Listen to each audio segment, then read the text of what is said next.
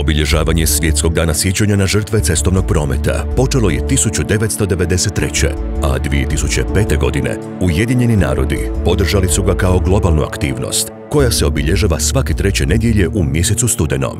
Svjetska automobilistička organizacija FIA, čiji je član Hrvatski autoklub, surađuje sa Europskom federacijom žrtava cestovnog prometa, koja predvodi ovo obilježavanje u europskim zemljama. Kao i svake godine, Hrvatski autoklub pridružio se obilježavanju tog dana i podršci žrtvama cestovnog prometa i njihovim obiteljima. Obilježavanje Svjetskog dana sjećanja na žrtve cestovnog prometa prilika je da se glas podrške sigurnim prometnicama čuje diljem svijeta. Svake godine više od 1,4 milijuna života izgubljeno je na svjetskim prometnicama, a oko 50 milijuna ljudi zadobije teške ozljede. Najviše stradavaju pješaci, biciklisti i motociklisti, a cestovne prometne nesreće glavni su uzročnik smrti osoba u dobi od 5 do 29 godina u mnogim zemljama.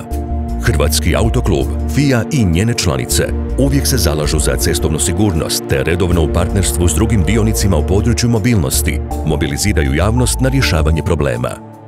Ciljevi Svjetskog dana sjećanja na žrtve cestovnog prometa u 2020. godini su prisjetiti se svih smrtno stradalih i teško ozlijeđenih na cestama, prepoznati presudnu ulogu hitnih službi, skrenuti pozornost na generalno trivijalni pravni odgovor na krivce za ozljede i smrtne slučajeve na cestama, zagovarati bolju potporu žrtvama cestovnog prometa i obiteljima žrtava, promicati akcije zasnovane na dokazima kako bi se spriječili i na kraju zaustavili daljnji smrtni slučajevi i ozljede u cestovnom prometu.